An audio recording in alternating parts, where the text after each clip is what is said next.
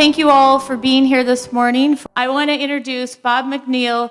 I could say a lot about her. You could read about her in your conference booklets, but the real way to experience Bob McNeil is to experience Bob McNeil.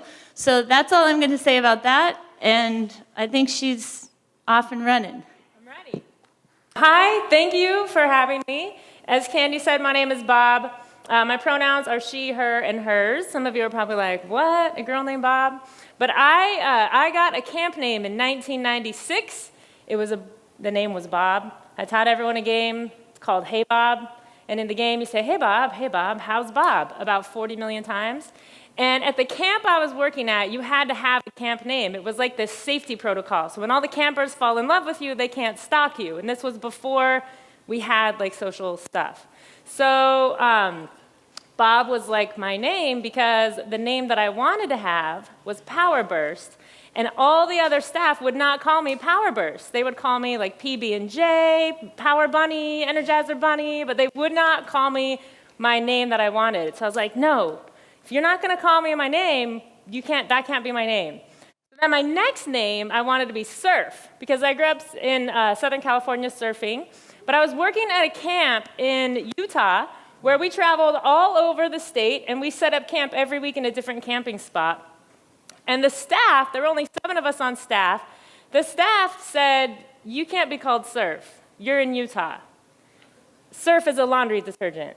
And I was like, what? Like, nothing is good enough. And all the other staff, they grew up in, this was a Girl Scout traveling camp. They grew up in the scouting program. I didn't, so I was like an outsider by many means.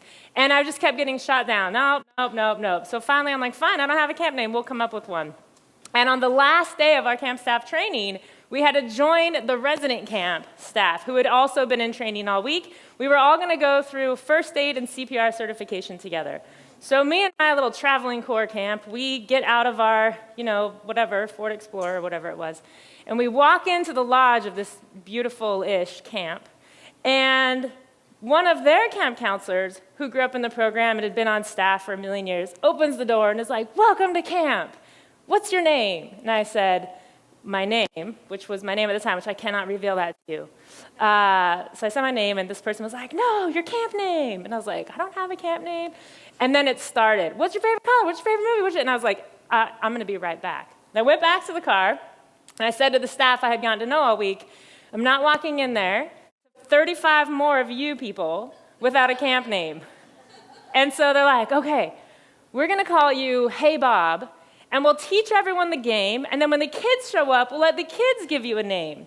So I was like, okay, so Hey Bob it is. I taught all the other camp staff this game. No one had seen or heard this game before. It's like the joy of not being in the state that you're actually working in. You bring your new stuff with them. The staff loved the game, the kids loved the game, and they thought Hey Bob was like a perfect, funny name for a camp counselor. At the time, I had long hair and ponytail, and so Hey Bob it is. My family started calling me Bob. My friends started calling me Bob. And then as I grew up as an adult in the professional world, because I was 18 at the time, everyone knew me as either Camp Counselor Bob, Bob the Girl, Bob. And so now I'm 40, and my name is Bob. The fact that I look like a Bob is a whole other story. But Bob, I got married and took on my partner's last name, and since I had to pay for a name change anyways, I thought I'd throw the name in there. So Bob it is. So now I can actually cash the checks. I'm so happy to be here, mostly because I love Oregon. I live in Spokane, Washington. I've gotten to know a handful of youth programs across the state through some of the work I've done with Oregon Community Foundation. I call them OCF. So is that right? Some of you are like, yeah, you got it, Bob. Celeste is like, Bob, why? So every time I come to Oregon, I am in love. And what I have known about Oregon is that people, especially people in the youth development field, are authentic. So how many of you are here because of the paycheck? Yeah, not so many, right? Oh, some people are like, well, kind of. It's like important to me. Yeah. So I'm super excited to be here, and I want to get into some of this goodness that we have here today. One of the things that is really important to me is making sure that in the youth development field, we actually get to be ourselves. So we work with kids all the time. We're like, you can be anything you want. You can do anything you want. Just, be yourself and it'll be fine. And then we become adults and we always try to be good enough or professional enough or whatever enough.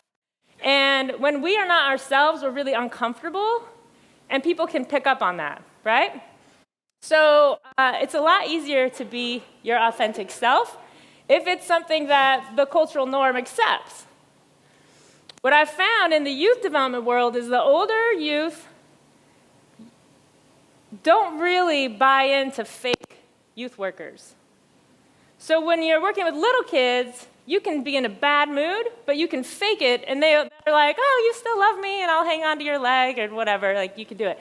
You get with junior high kids, and you pretend to be in a good mood when you're not, and they're like, I don't trust you, right?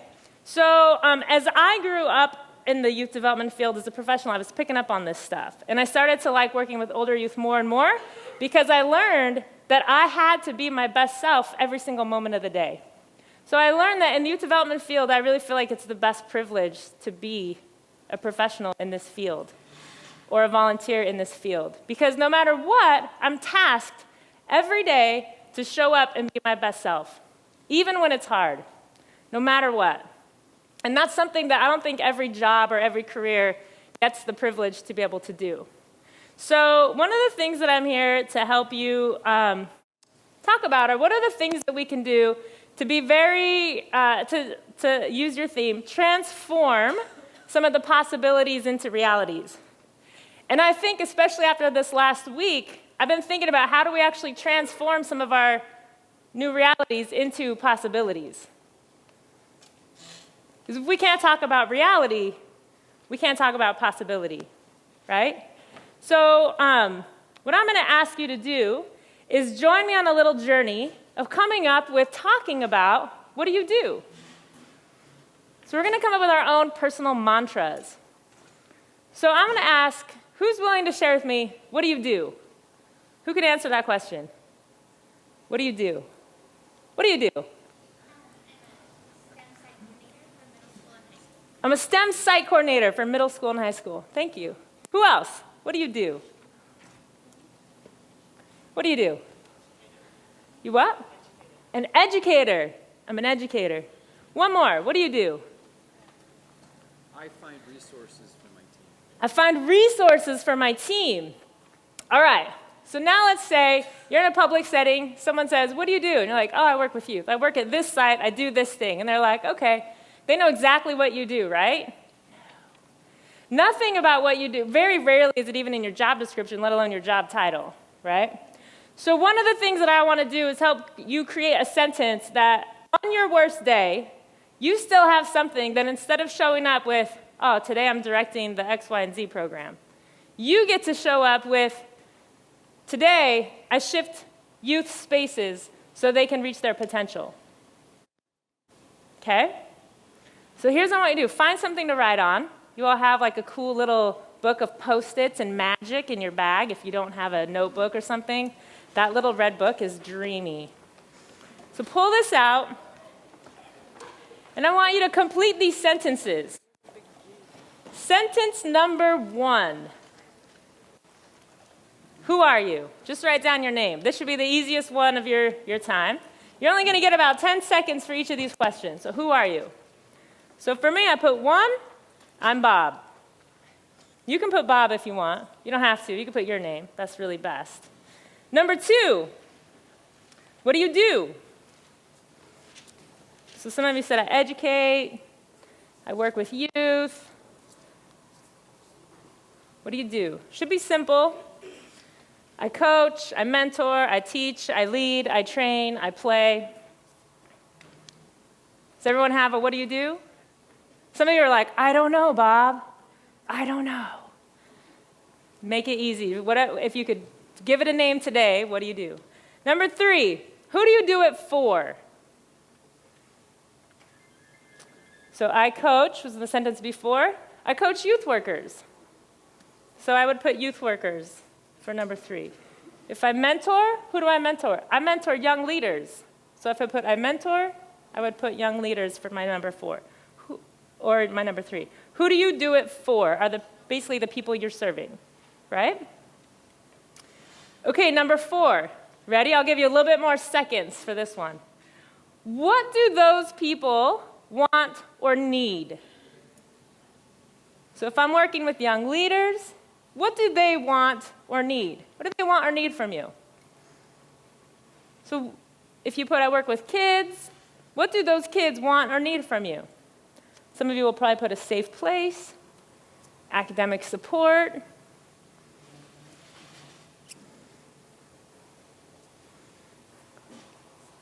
What do they want or need? And the 5th one, this is the most important one to answer. So if you haven't written anything else down, this is where your skill building is going to come into place. What do they get out of it? So if I work with young leaders who want to grow their leadership skills, what do they get out of working with me? This is not about working in your program. This is about you as a human. What do they get out of working with you? How are they changed as a result of your interaction? How are they changed? That's number 5. What do they get out of it? How are they changed? How do they change as a result of you, your interactions, your program? All of those are different ways to frame that same number 5. Okay, does everyone have a number 5, or most of you who are playing along? Some of you are like, it's in my head, Bob. I don't need to write this down. I'm good.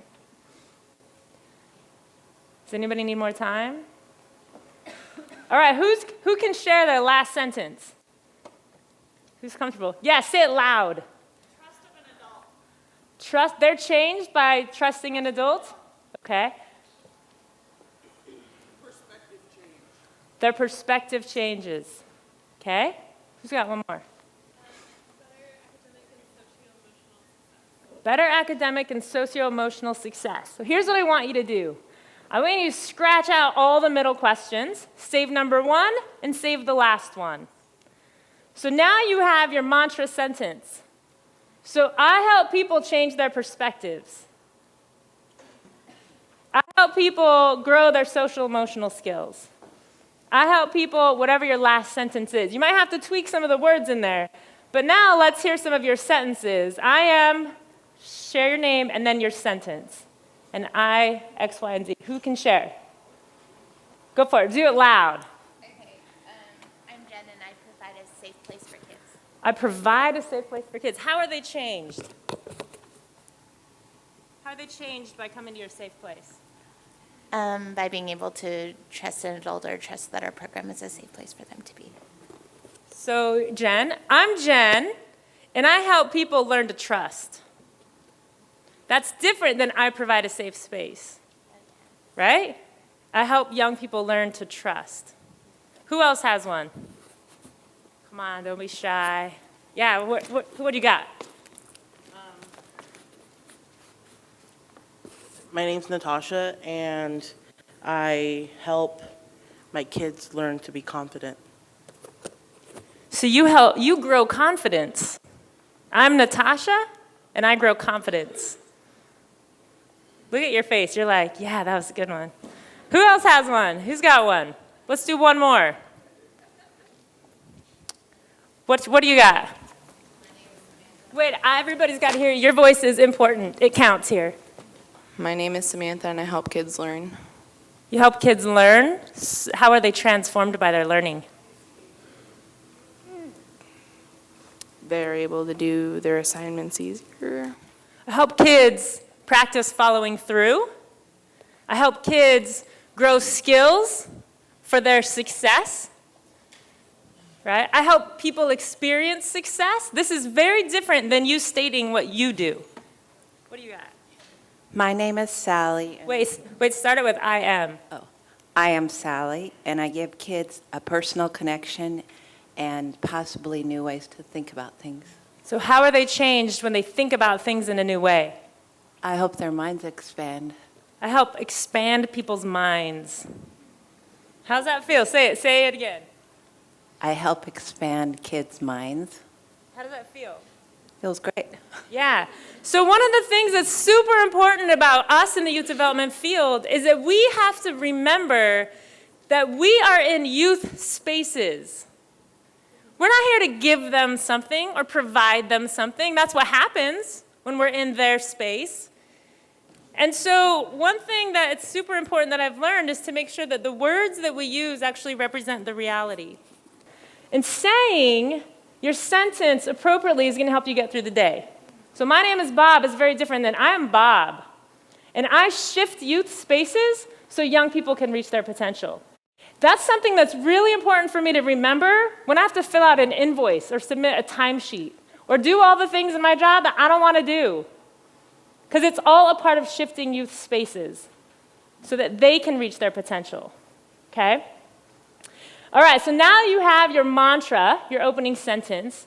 What we're going to do is give you a chance to actually put to use some skills that you can use in the moment. So one of the things that I really do, I get to travel all around the world and work in programs just like yours. I was a 21st Century Community Learning Center grant director for 4 years with Camp Fire in Spokane, Washington. I had 2 middle school sites. And I know the ebb and flow of being in the 21st century, being a recipient of those funds, we'll just say that.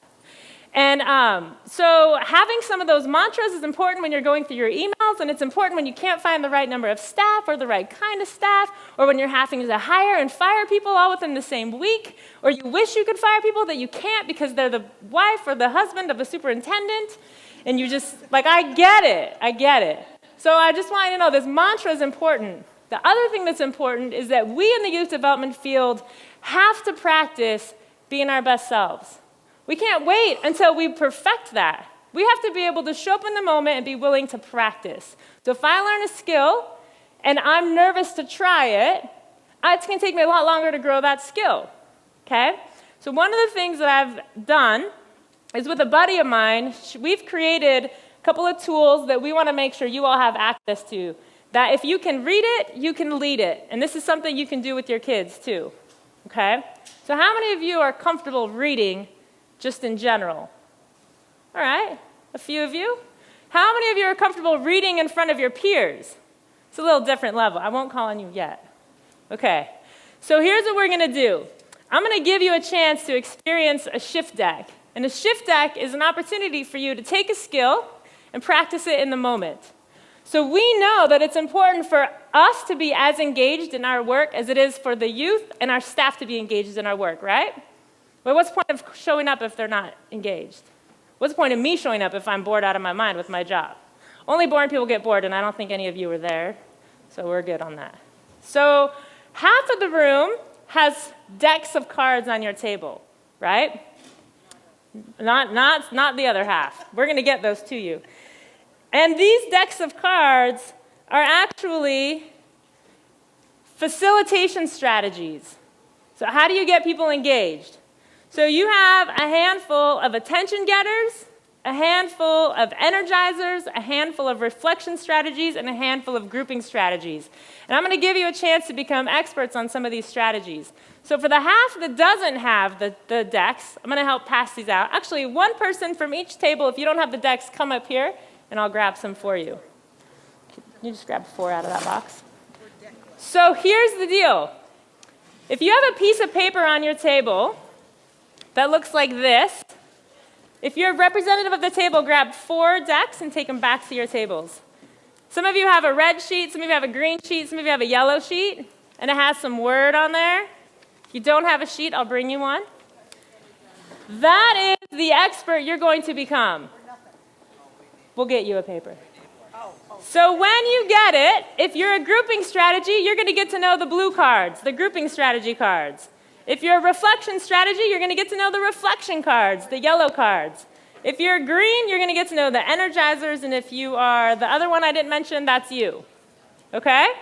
So in your decks, you're going to have to share. You can take the chains off and pass out those cards. I want you to get familiar with the cards and talk about what's important about using this strategy. In a moment, we're going to prove that if you can lead it, if you can read it, you can lead it. You got to get familiar with your deck first, okay?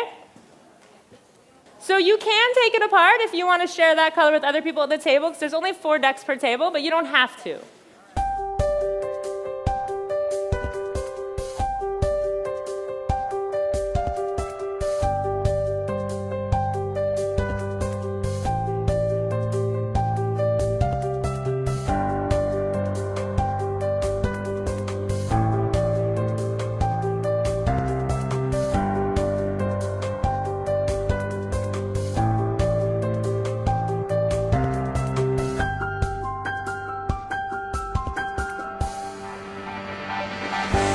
Ladies and gentlemen, your job now is to find 3 partners that have a different color than you. You have 15 seconds, and when you get there, you need to explain what's great about your color and the strategy that you saw that you liked the best. All right, so now that you are in your group, your job is to share your expertise. Each of you has 30 seconds or less to explain what are the benefits of using attention getters? What are the benefits of using grouping strategies? What are the benefits of using energizers? And what are the benefits of using whatever color of card you spent at your table talking about? Share your benefits. You have 2 minutes.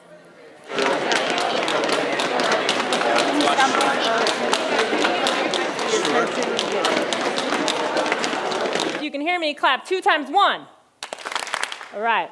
What you just experienced was the rainstorm energizer, but then you all were looking at me, and I wasn't the one leading it. So I had to throw in another attention getter to be like, okay, let's just calm it down. So thanks to those who rocked the rainstorm. Bananas. Bananas. Bananas. Bananas. Bananas. Bananas. Bananas. Bananas. Bananas. Bananas. Bananas. Bananas. Bananas. Bananas. Bananas. Bananas. Bananas. Bananas. Bananas. All right. So that was an energizer led by Riley. And now we are going to do a reflection strategy right over here. Everybody find a partner and stand back to back. Okay, after you have a partner, stand back to back.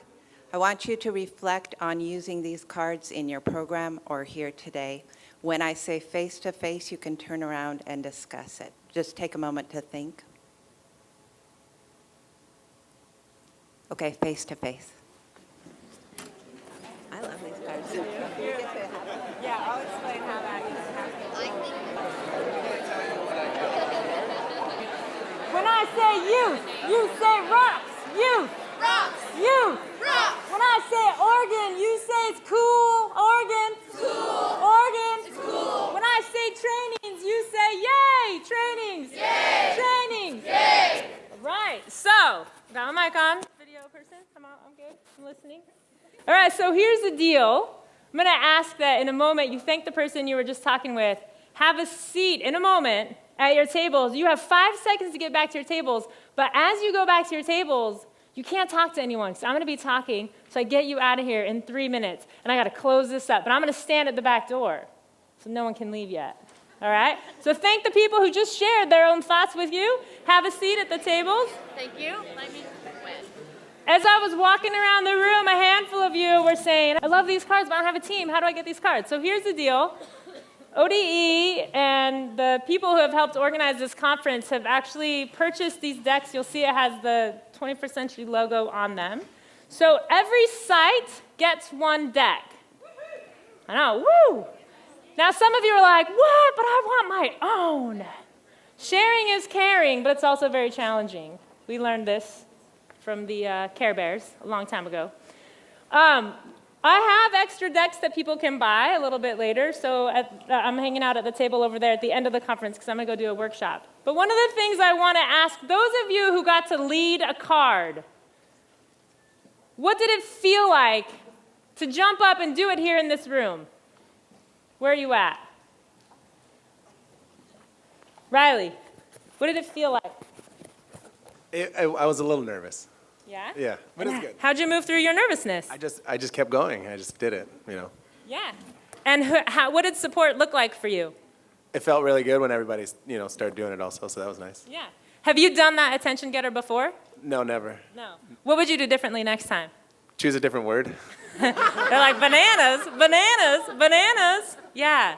So the thing is, in your deck, I really, thank you for sharing that, Riley. And for those of you who had the courage to do something new in front of everyone else, my requests of you all in the youth development field, choose a skill to work on. Tell people what you're working on. Do not wait to be an expert. Get uncomfortable and lead your teams with skill, which is what everyone who accepted the challenge to lead you all did. You don't have to be a highly skilled person to do this. But in the youth development field, it is time for us to stop leading with authority. You turned 18 one day, nobody needs to listen to you because you happen to still be alive after you turned 18. So that's my encouragement to you. Lead with skill, not authority. Trust yourself.